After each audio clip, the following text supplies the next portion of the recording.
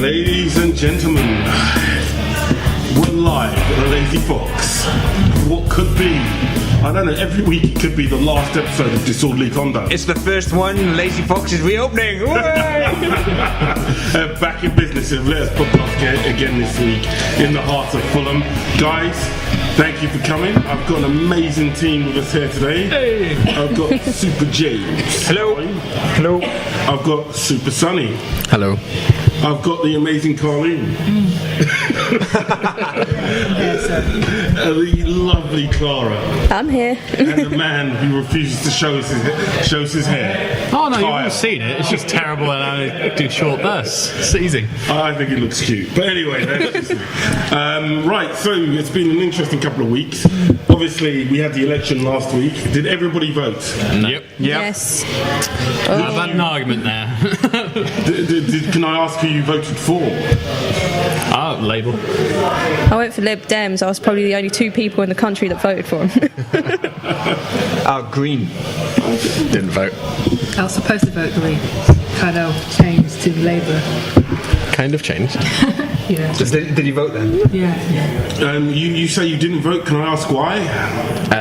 Because probably from next year onwards, I will likely be spending a maximum of like 2 months at a time in England. Okay. Because I don't really want to stay. You didn't want to impose your opinion when you weren't going to be here. Yeah, that, and I kind of felt like I was fairly confident that the Tories were going to win, fairly confident that UKIP were also going to do very well, and therefore fairly confident that I wasn't going to stay in England for very long after that. So I'm already studying in America for a year after this, and then if I can not come back, I probably will. Alright, fair enough. So my next question is, how do you all feel about the election result? Yeah, quite sad. Impressed. Yeah. Unsurprised? And what do you know what, like, you voted Labour, you voted Greens. Do you think Labour, was it, everybody's saying Labour lost because they went too far to the left, they were too tainted and Ed was weird?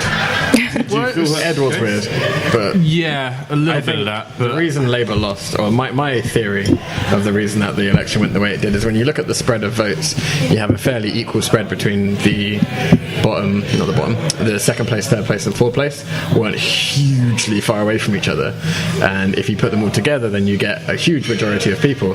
So it's very easy, if one group of people want to all vote for one party, which was the Tories, they know who they're going to vote, that's fine, they're set on it, they've probably voted it their whole lives, it's no big deal. But for all the people who are now reconsidering, they have three options. So all the people who voted Tory originally and have maybe not been so happy with what's happened when they did it the first time, now they have three options, and those votes have been spread out amongst three different parties.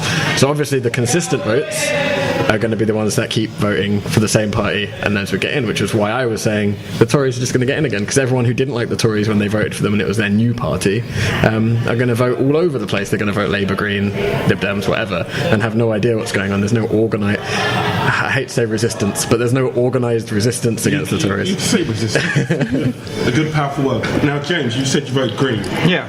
Did you feel that was a wasted vote? Were you happy voting Greens, even if you knew they weren't going to win, like, mass? Right, you mean one seat?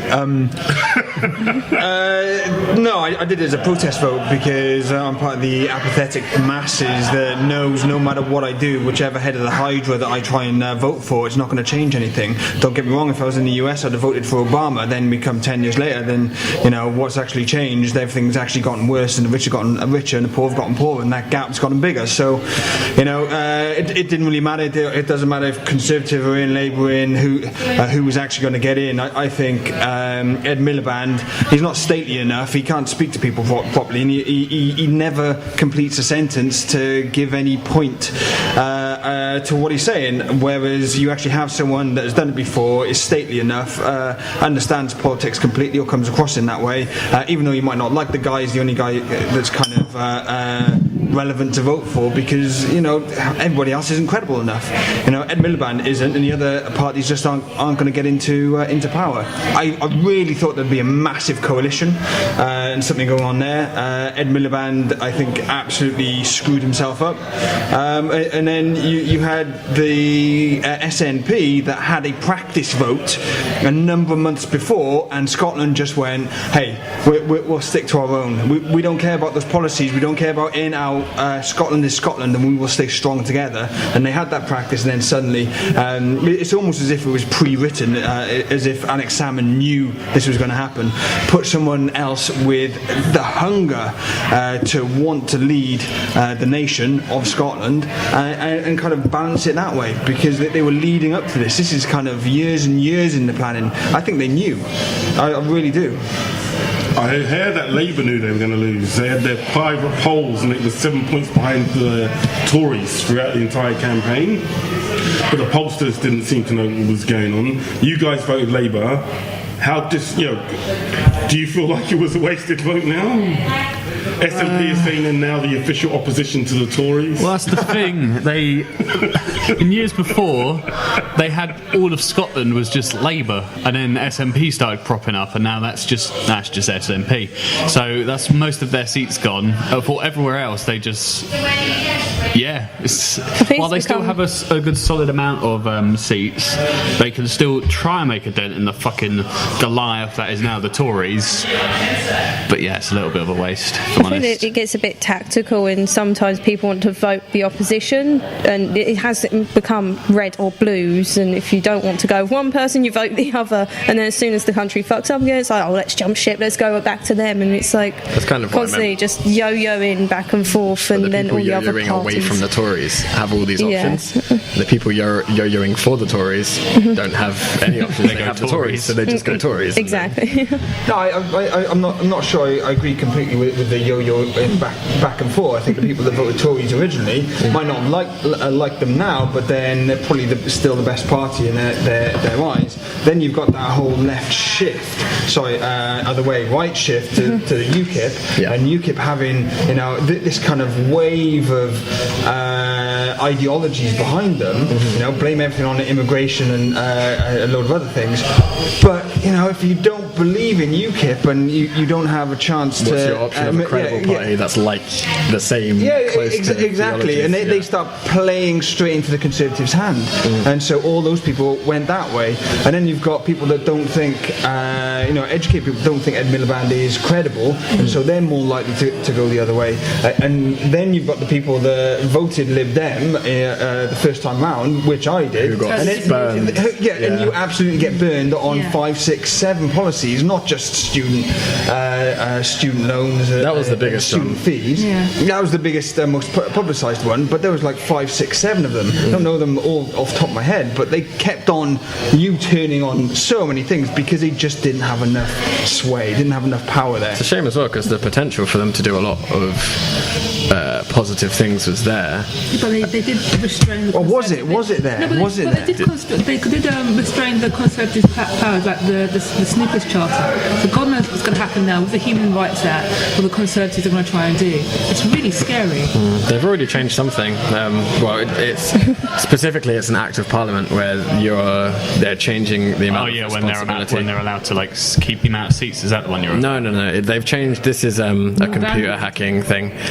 Basically now law enforcement services are allowed to get equipment that allows them, equipment including programs, that allows them to break into mobile phones, computers, things like that. And as long as it's ordered by an act of Parliament, which is a very specific type of political request, and to investigate certain types of crime, which are obviously going to be things like terrorism. I didn't realise we had Homeland Security in the UK. Yeah, we basically have, So we've basically got to the point now where it's not like they can do it whenever they want, but it can be ordered by the top level that they can go through your phone, and it doesn't necessarily say they can't add things. That means they're already doing it. Yeah, they probably are. But what's scary about for me about all this entire situation information, is the day before the election, the Independent newspaper came out for the Tories and the Lib Dems. And then the very day after the election, they were like, this is what you've voted for. You know, human rights, the Snoopers Charter, all these different laws that people, you know, I think would, if they thought about it, would be against. So newspapers got to remain balanced. They swung it one way and swung it another. I voted Labour, but it was for local issues that I voted Labour because of what's going on in Fulham at the moment. So for me, I don't think it was a wasted vote in that sense. I don't know who's got Fulham at the moment. It's Labour. Okay, well then it wasn't. I mean, Even though it's not a local Wimbledon, election. That's Tories. Fuck. Well, Wimbledon. Yeah. Yeah, but Wimbledon. Steve Wimbledon Adams, always has he's been. good. Though. Wimbledon Yeah. has been for a MP, very long time. Yeah, no, he's a good MP, but Yeah. Wimbledon's been Tory for so long, I can't remember when it wasn't. It used to be a working class area like Fulham, but as it's become more affluent, people decide to Yeah. be Tory. But no, it's going to be interesting to see what the next 5 years bring. And even if the Tories will be able to get away with it, I think there's a few people standing up and going, human rights, we're not going to vote to change that law, we're against the principle of removing the human rights law from UK judicial system. That in itself is going to be interesting. It's the angle that they're playing that from that's scary though, because they're not angling it as we're getting rid of the Human Rights Act. They're saying we're getting rid of EU control or EU's final say over English jurisdiction, which is a different argument. Yes, someone who's tried for a crime in England can appeal to an EU court, but that doesn't mean they're going to get an appeal. It doesn't mean that it will override the one here. We're not going to extradite people from here to Sweden because Sweden doesn't think they did something wrong. It's not exactly how it works. What's more interesting is that the person who signed the UK up to the human rights law is probably considered the greatest Tory of all time outside of Thatcher. It was Winston Churchill. And so that in itself is quite interesting. Dodgiest human being on the planet. Oh my god, that guy. It's always on this. But that's interesting. Okay, well, moving on. We've got another subject for us to hit up, and it does tie into something that a few Tories have said again and again, and UKIP members in particular. Prince Harry. oh, what's he done Was in the now? press, What's he done? and he suggested the return of national service. Conscription. And I never experienced national service when I was younger. I know it went up until about the 70s, but it was still before I was born. Just to make it clear, we're talking national services in the concept of people from 16 to 18 have to join the army for a certain amount of time, and everyone does it, kind of thing. Yes. Okay. I didn't realise we're becoming Israeli. You've skipped steps. You've skipped the part where we became America and Israel. At the But same all we need to do now is build a wall, Hadrian's Wall back up, and then segregate that and turn that into a ghetto. Well, wait a minute, Scotland already half of it already is. And just send them up to guard the wall. What's that? Who the ones that watch Game the of wall in Thrones. Game of Yeah, the Thrones, Ravens or the Watchers of the Men in Wall. Black. Watchers of the That's Wall. the one. Winter is coming. No. That's Newcastle. Yeah, they're the Watchers of the Wall. The way I imagine a national service, the system I assume they're going for is partly they can join the army, or it could be like in Italy where you have to go and work with disabled or old people in care homes and stuff like that. I don't see them getting all. I don't see many people jumping in to join up to national service. Yeah. And I see it more as being used as punishment for whatever UKIP Tory supporters think's appropriate for young people these days. But would you guys, if there was national service, is that something that you would want to see? Do you feel that young people need a stern hand? I don't think that's the kind of stern hand that you want to go for. You're dealing with, so the countries that do have national service outside of the ones that are a bit extreme, South Korea is somewhere where national service has and always probably will be present. A lot of people have careers outside of the army, then go into the army and come out, and they're not really any different. In a social aspect, it does give kind of a minimum level of understanding that every human being has, because they've all done the same thing at the same time. Necessarily doing that through military service, I suppose I don't agree with, but Korea's doing fairly well in terms of social structures. They have a very low crime rate, they have an obscenely high suicide rate though, so I don't... So what ages are they planning to put this in I place. assume it'll be from like 18 to 21. Things have changed in the way in that, Korea say, it's like 16 to 18. you see kids in high school, but now like college has become more of like a compulsory thing, and education is moving back further. Where are they going to get the time to do this if they're meant to be? They take it. Well, they do educated? both. So Do in both. Korea, which is a country that has a very high average IQ, they Highest amount of PhDs, isn't it? I don't know actually, Yeah, possibly. yeah. But they go when I believe it's either 16 or 18, and they do 2 years minimum, I think. And while they do it, they're allowed to. You don't just go and you're not a soldier necessarily. Some of them go and do engineering or logistics, where they're working out things like programming and stuff like that. So they still kind of do their schooling, and it somewhat replaces that mid-level. I mean, I think college in England is somewhat pointless. Pointless in between high school and university. Well, hold on. College is pointless. As a level Seriously? of education, I think the education should obviously be there. I think separating out into different institutions. So, like, you leave high What do school. you mean? So you leave high school. Yeah. You go to college. Yeah. And you go to uni. Yeah. At the point where you finish college. Yeah. What can you do with that qualification? Not a lot. Well, at this point, kind to be of honest see with you, it through. I interview a lot of grads, and most of that education from university in itself is close to pointless when you're stepping in front of an interviewer. That's true, but that wasn't. Guess what a I lot of mean. college I mean, stuff. I know, like, but in terms of your I'm actual saying, skill what? level. Yeah, I understand that, but still. I'm not saying don't go to college, by the way. No. but I mean, I'm actually making a bit larger argument. The most education that we do, we're just shepherding it into without a real understanding as to But that's what I mean we about do it. college, is that it shouldn't be everyone just goes to college and does a thing, and then you just go to uni and do a thing, and then you like. I think it's Go That's into the how world. most people live, though. A levels, but and there's that's not vocational a great way courses as to- well. No, I completely agree. But I think it's part of the worst problem way. is that part of the problem is the separation of a level. So the college level is considered individual from high school, right? You go high Yeah. school, then you go to college and get a completely different type of qualification. Then you go to In university. that sense, you could say that from the beginning, couldn't you? but At the high one- school. No, you can. Six but the forms in difference school. is. No, but it depends. Yes, Yeah, all six forms as well. But you should be able to leave at that level where you've gone to what's considered higher education, that is, for all intents and purposes, optional. Yeah. At that level, you should have something at least somewhat useful in a real world scenario. I think you can do that, and No, you can do that with an 18-year-old. I think you can have someone who can do a job. You know, I that they should be agree, but what you're majorly talking skilled. about is fundamental changes to the fabric of the educational system in the UK, which I do agree with, Yeah, because most of the stuff that we learn is generally relevant in the real world when you actually step out and you realise that the first 4 or 5 years, once you've started a career, you're like, oh my god, I know nothing. Or I hate this, and like- why did I spend my time learning this? This is what happened to me. Exactly. Well, what's that massive percentage of most people when they learn it, they actually go and do something completely different anyway. Yeah. And then they build up. Then they end up kind of 40 going, oh, what the hell have I done with my life? What do I do? I don't understand. That's me.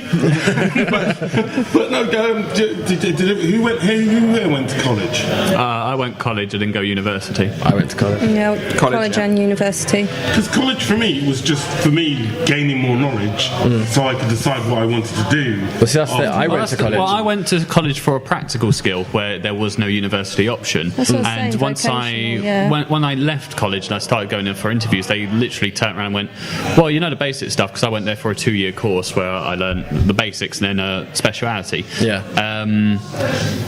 Everyone had said you could have just literally left it the first year, and then we would have taught you all of that anyway while you're on the job, because we've got to reteach you anyway to cater to our Had a sort similar of thing. environment. But yeah, I think it shouldn't be. It is needed for all the sort of mechanics, the chefs, all that kind of thing.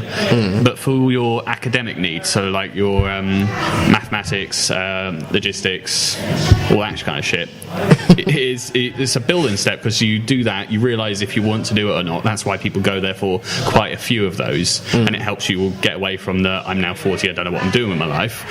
And then you go to your university, you pick out, you major in one thing, you do a little side thing. You're talking about an apprenticeship before you even study, like a small one. Is that what you're talking about? No, I didn't do any. I'm not quite with it. That's all. No, I didn't do any apprenticeships. I literally went to college, done a catering course for 2 years, Yeah. where I could have done it for 1 year. Yeah.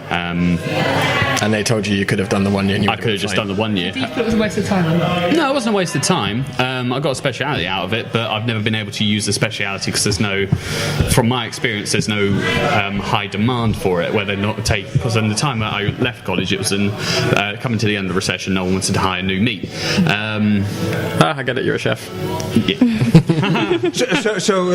Really, by that rationale, it sounds like a life conscription in some ways is more what we need. Is actually why don't you test all these things maybe over that's why you take the 5 or 4 classes. Yeah, 4 or 5 classes. But I'm not even saying classes. I'm saying go and do the job and learn it. But it might be the menial part of it. But then you'll end up having 10, 12, 14, 18 different sets of careers that you've just started. So you can go, okay, which one did I actually like the most?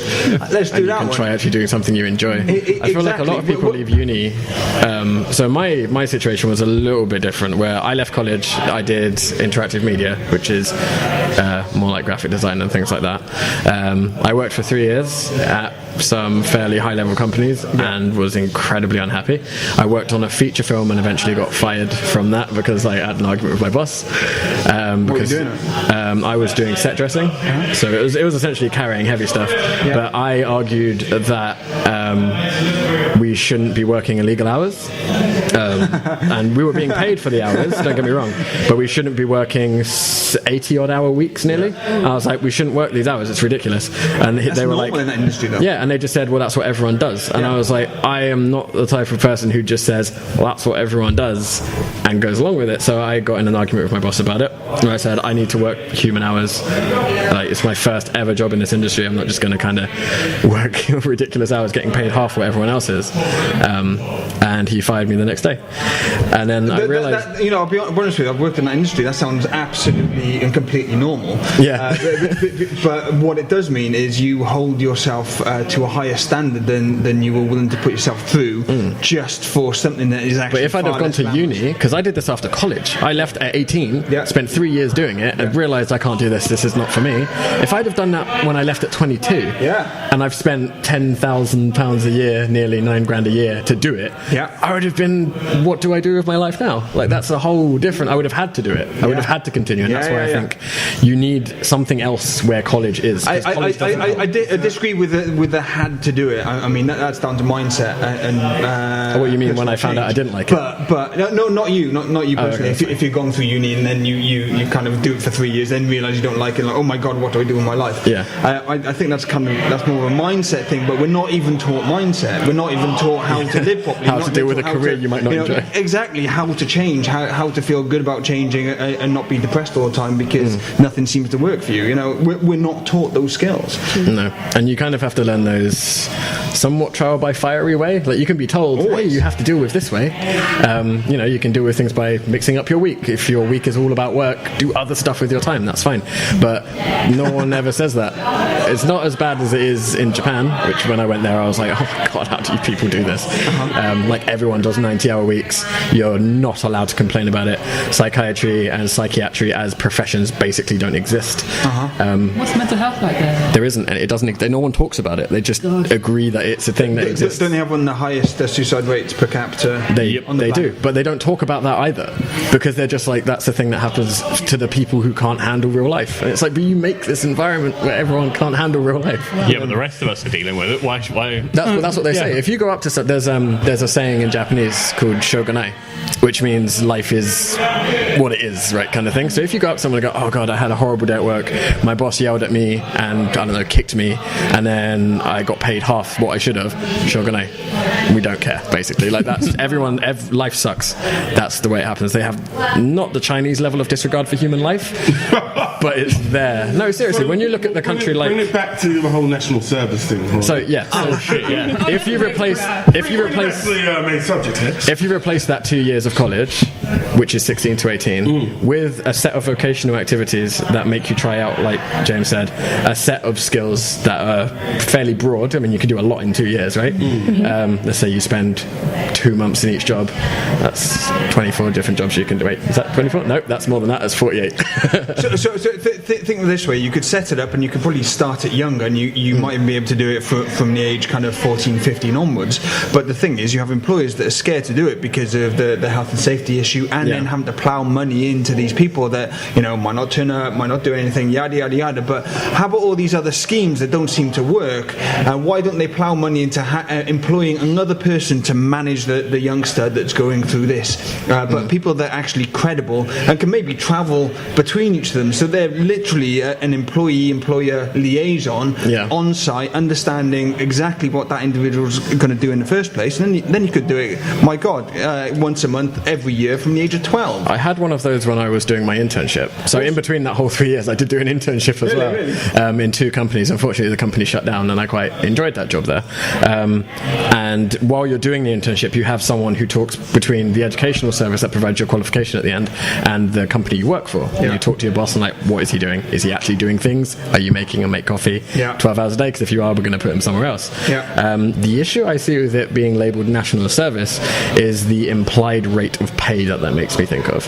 Are you going to pay 12-year-olds to do this? Or are you going to let them do it for free? Well, we said we could start it young and move them on. Are you going to pay 16-year-olds? National service. That's an off the top of their head. Yeah, I can't just throw something. Start throwing babies. No, I just mean how that's. I just mean it's complicated when it gets to work as opposed to education, because it's implied when education something's being given to you, right?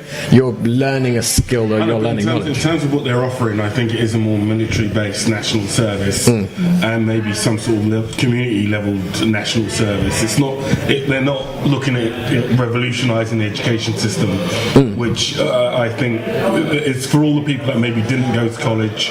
For all the people they think maybe need a bit of focus in their lives, and it doesn't sound like it's going to be something that people are going to be enthused to do. It's about teaching discipline. That's the way people have mentioned it, and that's the way Prince Harry's it saved me from trouble. Trouble? What trouble, bro? What trouble are you getting in? It wasn't last year. It was at that Vegas party running around naked. But anyway, all right. He can do it. He's the fucking prince. How many soggy biscuits has he eaten? Come on. Right, going around the table. If you were younger and they said national service, would you do it? No. Are we implying Well, if you've got a choice. Yeah, I would actually. Are we implying it's optional? It must be. Isn't the concept no choice, you just do it? I do not see parents and I do not see young people going for it unless it's voluntary and it's a positive thing for them. Because joining the army at 16 is already voluntary. I know, but national service wouldn't be. I'd say if they advertise it more as voluntary and kind of campaign with it, it could be successful, but I don't think forcing people, I feel it would be kind of naughty kids have to do it. It should be people. No. If it was like you spend every other weekend being part of inland, what's the territorial army? Yeah. That would be fine, because I see some kids because there's one where they function near this hall near where we live, and they seem pretty okay. That's Air Cadets. Is that Air Cadets? Yeah. Wait until they're pulled out of that and they have to go and fight, and then they suddenly find themselves having to use their skills to kill people. Yeah, that's the problematic part as well. National service in terms of a military option and also I would say the army is about breaking people down and turning them into drones rebuilding that do what they're ordered to do. And I don't know if we want people like that en masse. I don't know. The majority of homeless people are ex-military, and that tells you a lot. Readjusting to real life after, especially if you take someone who's at that point of their developmental part of their life. I mean, I know I at 16 most definitely did not need to be put into a military situation, because I would have just shat yourself and cried. No, I would have been the opposite. I was massively anti-authoritarian, massively, what's the word? They would have broken that down. No, but that's the thing. Turned you into a model citizen. Either two things happen. You turn someone into a model citizen, or they learn to hate every system that they're a part of. And you're either going to split it. It's people who go for it and come out fine, or they come work in other European countries. Spain, I know, does it. Yeah, because they're doing great. Youth employment at a record high, but you've got national service. Italy, again, they're not doing so. Yeah. But better. If you're going to say Greece next, it's just. I don't believe Greece. Greece, Portugal, and Ireland. Let's go. I hate to say horribly. Pigs, mate. I'll say horrible pig? like that. Portugal, Ireland, Greece, and Spain. Yeah, it's a horrible acronym. Oh, pig. Oh, right, yeah, I get it, pigs. Oh, that's horrible. Yeah. And really funny. But I think when you look at those countries as well in terms of attitude, let's have a look. If we're doing it purely based on stereotypes, and I quite like stereotypes because I think stereotypes don't come from thin air. They are formed of lots of people's experiences over a period of time. I'm not sure. I'm going to slightly disagree with you there. Because, Really? Yes, okay, maybe a small majority of some segment looks a certain way, but then you just go, oh, that looks quite interesting. Let's throw that into the media and That's true. stir up a shitstorm. So everybody starts saying those words, and then before you know, other people kind of copying that because they think it's quite fun to be rebellious, and then it starts building up. But as far as it being a stereotype to start with, no way, and it does not have a basis in reality. So stereotypes don't really exist because we're still individuals and we still have our own minds and we think in completely different ways. Yeah, you do have right-wing Tories, you do have left-wing Tories, and they vote on different things. That's what makes kind of our political system kind of bizarre as well, because they have completely different viewpoints, but they're meant to be looking towards the right and thinking the same way, but they don't. And so stereotypes are kind of the same thing. In America as well, the Republicans and the Democrats. Ah, yes, bananas. But it's still, well, that's There's what so we've many got. people with different Best parts. opinions. We could be living in worse places. But that's the thing. We're in a time where none of us have ever seen and will probably never see sweeping change. We may have heard of it in the past, but then when our parents were living those times, wasn't it more about what was meant to be sweeping change was that actually people shot to water cannon, and it never happened in the first place. It was just the same thing repackaged and given to the masses in a different way, but being told it's a different thing. Everything is on a repetitive cycle, and somehow we need to break it, and that's our individualistic responsibility. But that's hard. That's the hardest thing to do because nobody will really take the stand. God, even Russell Brand won't take a stand against it so much, but he's given out a shit ton of great information. Who's going to do what, when, and why, and how? That's what I want to ask. Well, yeah, someone has to. In terms of drastic change, it's not really a thing. I mean, now it's more a problem of small incremental changes that are problematic for large groups of people, but not necessarily everybody, just for what may be considered the uninformed masses. And those changes are being not greatly publicised. I didn't even know until the day after it happened that there was a huge protest outside after the Tories won outside of. No one Still told me not about in that. any channels I or drove past papers or anything. It's not in any story. I saw it. I drove past it. I was like, what's this? Can I say, it was in the papers and it wasn't the news, but it wasn't easy to find, but it was in the papers and the press. What it is, and I think ever since the London riots, they don't make a big... Because they don't want people turning up and they don't want to- smashing lots of things. They literally don't want that happening. Touch paper. So Prince Harry, that was his opinion. He thought national service would be good because it saved him from being a royal ass. But that's him. That's his thing. We're going to take a little break, and if you guys are up for a little bit more chat, we're going to move on to a subject which may be contentious. Okay, maybe. Might be worth sticking around. Okay. This is Disorderly Conduct. My name's Curtis. Oh, you clap.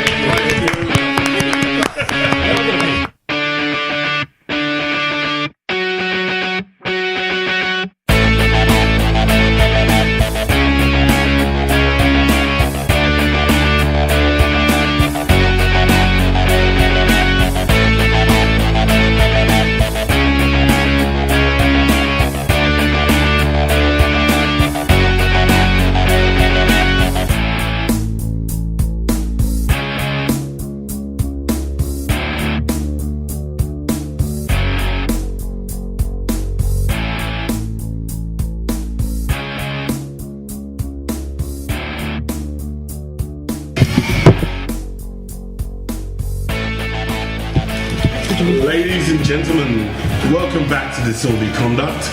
I'm your host, CJ Rock. I've got a beautiful team with me here today. Second part of the show. Now, usually I get my best ideas in the morning, and this morning I woke up, looked at my news feed, and upon it was a story which I shouldn't be surprised by, but it was pretty shocking. And that story was that Israel have now decided to pay their migrants who work in the country to go and work, to basically leave. They're going to give them $4,000. Is Nigel Farage from Israel? And the migrants Palestinians. Did he do a conscription in Israel? It's only Is this where these ideas came from? $4,000 for anyone, what? Black, Arabic. BNP idea. What is it? Probably. So what's going on? So basically, they're going to pay money. It is everybody who's African. Just African. And just African. Okay. No discrimination. Or, How about the existing ones? Anybody who's black, and they're going to be paid to go somewhere. The existing ones is to get rid of all the ones that are in the country. Wow. It's $3,500 to leave. What happens if they don't leave? Then they'll get put into camps. Yes, for repeating yourself. They'll go under what is considered a very strong. I tell you what they'll do then. They'll then start to build settlements in these camps to then try and migrate them out and push them out. They'll build these like great housing complexes in the middle of this camp.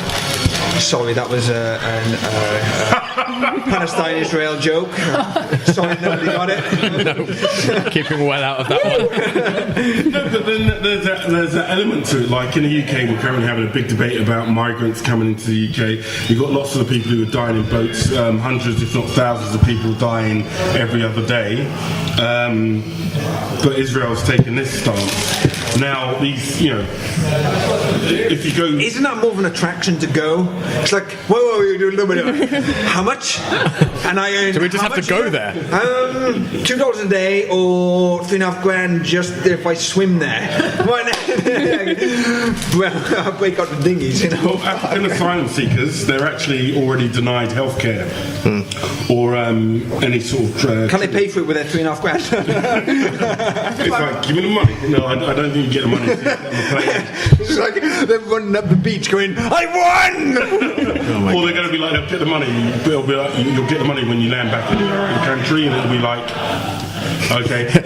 When you get home, it's like, silly bastard! that actually sounds like a Nigerian print scheme. Like, oh yeah, no, we'll give you the money just when you're home, when you're not here. All you have to do is deposit £25 into our account now before you leave. All you have to do is get the hell out of our country. We'll give you loads of money. Yeah, there's loads of money home. Go home. But, look, first of all, my question to you guys is: are the Israelis actually being honest? No. Are they going to give them the money? You mean? And two, Where are they going to get the money?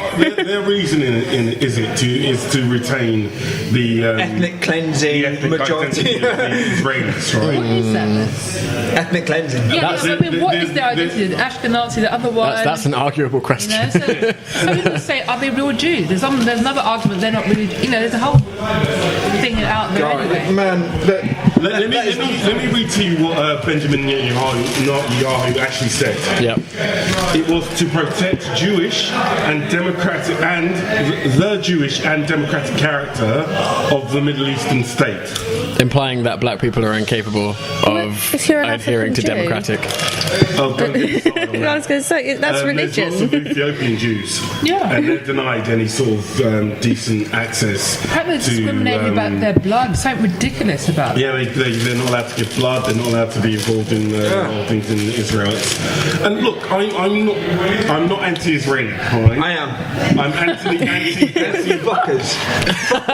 And they should all be taken down because they are the last occupied territory on earth taken over the Palestinians. They built a 300-mile... Sorry, I'm a little bit passionate about this one. A 300-mile wall, a 20-foot wall around the West Bank and around the Gaza Strip. But some Some would say that they are the chosen people. Fuck them.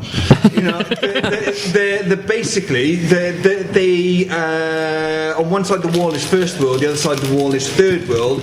They control in the West Bank 3 reservoirs that they systematically turn on and off when they want to try and control a part of the West Bank. They also set up checkpoints, 25 of them, on average around each major city. So when you're moving between cities within the West Bank or Gaza, you have to go through these checkpoints. If you've ever popped up on any kind of data list or having had anything to do with the law, not just a criminal record, but anything that's been recorded that you have done, whether it's illegal or not, you will not get through that checkpoint. That means it contains units of people, and they have to find ways and walk for miles to get around things. That means free trade is kiboshed. Trade outside of Palestine is stopped. There is no money coming in there, and they are kept in a third world cage because of a first world nation.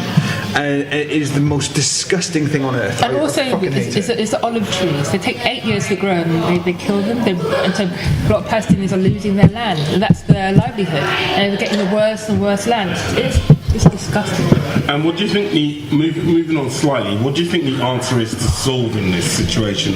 Because there doesn't seem to be. I know everybody goes, they just need to stop, but what's the answer? No, it's not. If you're talking about a realistic answer that might happen, Re-election. there isn't one that isn't going to involve a lot of people dying. There really isn't one. What's been happening recently is the Pope has very recently recognised the state of Palestine. The Pope has recognised 2 Catholic nuns as saints in Palestine as well. So all these things, it's kind of the world is saying to Israel and Palestine, we recognise you, we're on your side, but we're not too sure what to do because they're a nuclear superpower and they will use it. That's what I meant. That was my point. Yeah, exactly. And they own a lot of the world's wealth as well, based over in New York, based over in the US. They control some major corporations, like globally. So you've got this faction in there. Pardon me? Marks and Spencer's, I think. You what? Sorry? Marks and Spencer's. I don't know about that one, but I know that they're It's mostly housing, isn't it? It's mostly property stuff. Yeah, it's lots of things, and it's think of the wars that they wage consistently on the other territories that are just around them. You have what's north. There's Hezbollah fired a rocket, and then suddenly they go all-out war against what's the nation above? Is it Syria? I'm not sure. Oh gosh. No, and then there's one Lebanon. Yeah, that's it. And it was an overreaction. It was an overreaction when there was one rocket coming from the Gaza Strip that actually did not hit anything, did not kill anyone, and then they used that as a political excuse to walk in and try and wipe it out. But their thing is like, if someone hurts me, I'm going to touch them harder, like 10,000 times. Just about kind of this testosterone. Or just waiting for an excuse. No. It's the other way around, though. I mean, the Palestinians are being stifled because in the West Bank, ever since the Israeli state was given to them.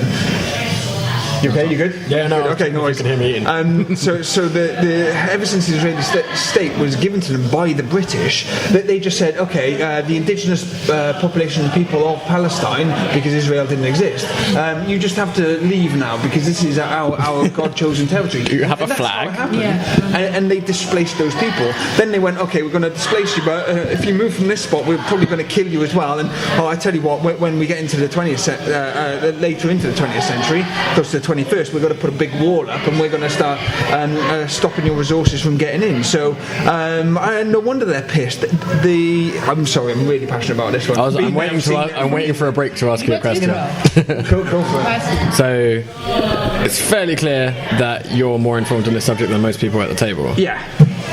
And my only statement in terms of a solution was that there isn't one that isn't going to result in a lot of people either getting hurt or killed. Yeah. Would you agree with the statement? No, I would agree with the statement. Do you think there's a solution even with the idea of a lot of people getting hurt or killed? Because I think if you kill a bunch of people, I don't think it has to be that way. I don't think it has to be that way. You just need a better the government. I think this is deeper. I know it's deeper. But at least there'll be some kind of form of progress than having Benjamin Netanyahu as the president, because that's just totally messed up. No, but every time. And also, I'd say there have been moments when there was almost the chance of peace. Yeah. And there was always a chance that the Israelis were going to give back territory. There was always a chance that we wouldn't be in the situation we are now. But as we're seeing with Netanyahu, he's very good at scaring the shit out of Israelis and going, if you don't do what I say, it's the end for you. He's very good at doing that. And, I think I know someone else. Popular politicians rose to power recently. Well, not rose to power, but rose in namesake. Likes to use the term "the end of British culture" when he's discussing political arguments that have nothing to do with the end of British culture. Imagine for us. His whole thing is, if you don't do this, everywhere's going to be Muslim. No, it's not. That's not the plan. The same type.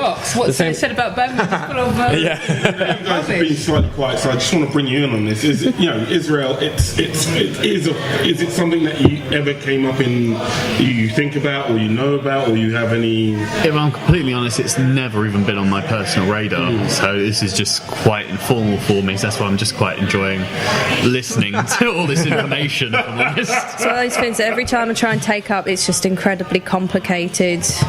I think it's complicated and simple at the same time. For me, it's just, we are all human beings. We all want the same thing. Do we?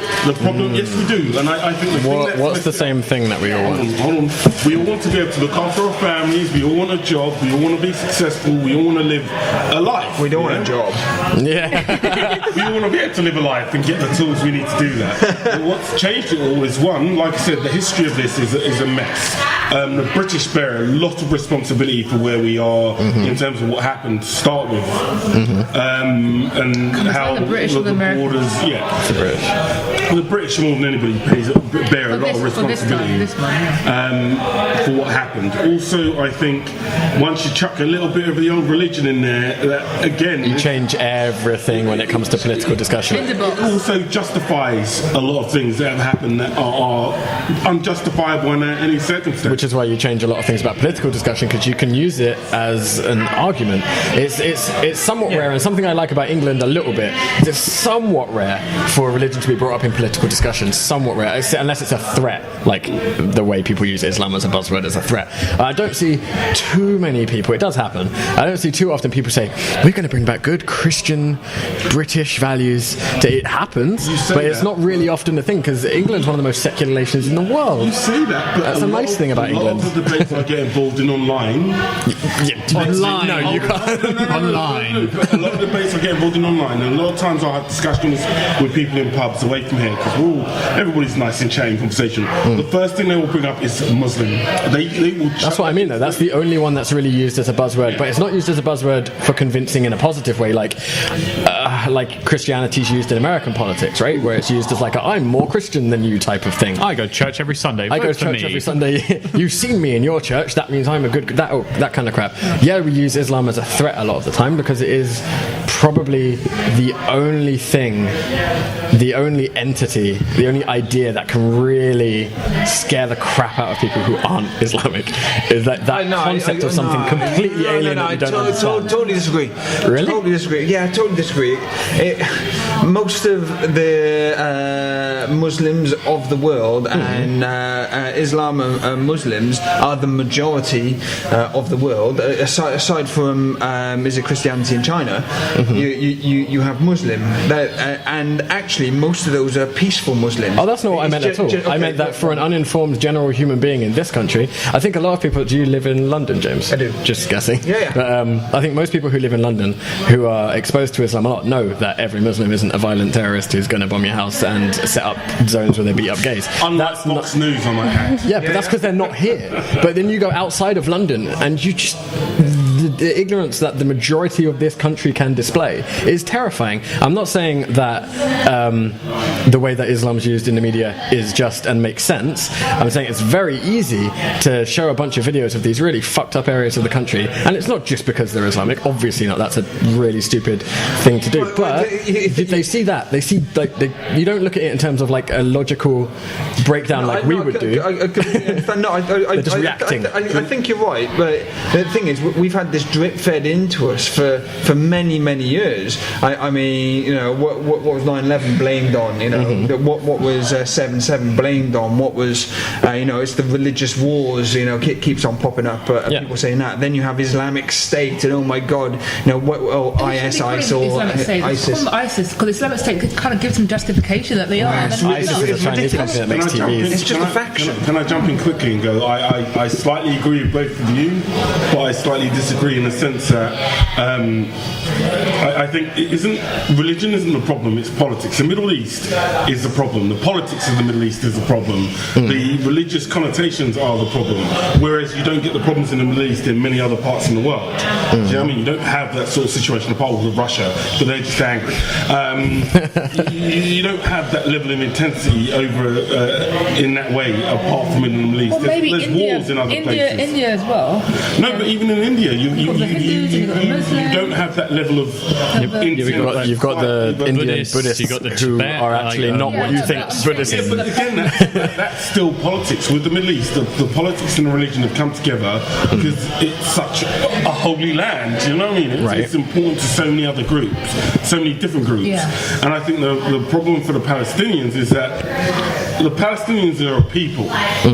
Okay, there are people in that region, but they're all seen as being, in a religious sense, as being Muslim. Although the majority are Muslim, there's hundreds of Christians. There's millions of people that you're judging very quickly. No, but there are different types of people. There's lots of different types of people there. Yeah. And I think the scary thing is that we sit here and we think it doesn't affect us, but it has. You know, 9/11 was an effect of that. I didn't mean it didn't affect us. No, I'm not having to go at you. I'm just saying I agree but disagree with you slightly on certain things. And I also, my view of religion has always been, ever since I read the Bible, has always been negative. So in terms of I guess the reason why it's so easy for people to let Islam drip off their tongues is because Islam, especially in the UK, Islam is very much, it's a way of life for people. Yeah. Right? It's not like a lot of Christians do. Not all of them, I'm not trying to stereotype, but they'll go to church and then they're off to work, and work's the most important thing to them. Islam is a way of life for people. Now, I know a lot of people who call themselves Christian don't know that many that go to church. I think in England especially, maybe not so much in other Western parts of the world, but I think in England, Christianity is like your tabula rasa, right? Like atheism is a thing that you can be. If you're Christian, most people won't really... Like if I was... around this table religious at all? Nah. Anyone? No, but I was thinking what Sonny was saying. People who saying they're Christian not going to church. I know many people of a certain age, Church of England, being baptised Church of England, I see none of them going to church. They're not they don't see it as, because that's not what to them identifies them as Christian. It's just the fact that they say they're Christian, right? That's what is so jarring, to use that's the only word I can think of. So kind of such a shock to people who are Christian when they see a religion like Islam, where a lot of it, for the majority of people who are Islamic, do follow a lot of the tenets of it and keep quite close to what not the original idea, but what the rules are, right? I mean, most of the Muslim guys I grew up with didn't. It's quite positive, actually. Yeah, I mean, it's not. Obviously, it's kind of the way you can very easily turn something where it's a lot of people doing the same thing, and then say, look, those people do the same thing at this time in the day, and they're killing a bunch of people because of it. Let's make sure everyone else thinks that's everything. You're basically just talking about fundamentalism and people that obviously have personal issues, and a person that does have a personal issue is more likely to attract and be attracted to another person that has a similar personal issue. But the scary thing is when the majority of a country with voting power has that that mindset due to the fact that they see, it's not just that they're seeing something that they've been drip fed all this time, they're seeing something that is very different, very scary to someone, like to see Who are you talking about now? people who don't understand Islam isn't an immediate threat. Just because someone's Islamic does not mean that they carry the faith of everyone else who's also Islamic. No, you're completely right there. No, you're completely, but most people who will see that outside of London and outside of the major cities of England, which makes up the majority of the country, will not understand that immediately, will need it explained to them. And why would anyone explain that to them when you can control them with that word? Why would you ever tell people that Islam's not really a threat when you can use the fact that they think it's a threat to make them do what you want? Of course everyone thinks should have stood in South Danet, mate, you know. That's the thing, and people don't understand. It's like, why don't they just educate each other about different religions and faiths? Why would you want to? What possible gain is there for people to do that who are in charge of situations? Like actually, what you're talking about is education. Yeah, really, which is what everything almost always comes down to. Yeah, it really does, you know. But being completely informed by actually going and experiencing it in person, because what our kind of English or British arrogance is that we can cerebralise it enough to really understand what the other person is going through. So yeah, I understand that. Yeah, I've thought through that. It's like, no, you haven't actually lived it. Let me jump in there quickly as well. I also think that you also have, if you've got a system where you have religion, there's always going to be people that will use it to their own means. And my issue is an extremist. I'm not scared of terrorists. Did you say my issue as an extremist? No. I knew it. My issue with religion isn't extremism. My issue with religion, I'm not scared of terrorists.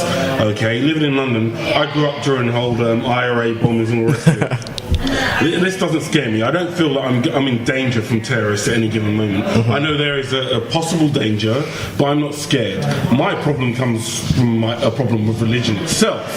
So my approach with it is slightly different. I don't think the problem's educating the public. The problem is that unlike any other sort of religion, most other religions, people still interacted. Even when black people came over here, they'd still do the same things. They'd go to the pub, they'd have drinks.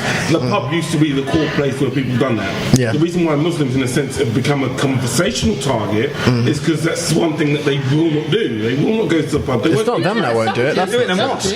No, but yeah, they go to the mosque, but they don't. They're not in groups. If you watch the film Four Lions, no. Yeah. in that film, it explains. There's a little documentary on the DVD of that, and it explains exactly why people misunderstand what Islam in this country a lot. They see them as being different from them, but most Muslim people are very conservative. It's the same way people misunderstand Jewish people in America. They're actually more connected and more friendly than most British people. I hate to be What are you talking about? I'm very friendly. Fuck you. they have more communities that seem to interact in a more social way than the majority of white Brits. Again, it's the fear of the different thing, the thing that I don't quite fully understand because it's different. The from unknown. It's better the devil you know than the. It's kind of like when you speak about stereotypes earlier, things get That's like bad when stigmas. I explained to someone before when someone was. What do you remember? Oh, this is beside the point. But I had a friend, and there was another once. There was Once per time. in past tense. There was a person. I might get voted to Parliament. Hold on. I'll be your friend. There was one guy, and there was another guy called Sonny. And as far as I'd known, that whole time I was the only one. And he was on the phone once, and he was just like, "Yeah, no, I'm with Sonny." And they know, but the other person on the phone knew which one. And they were like, "Which one?" He's like, the mixed race one.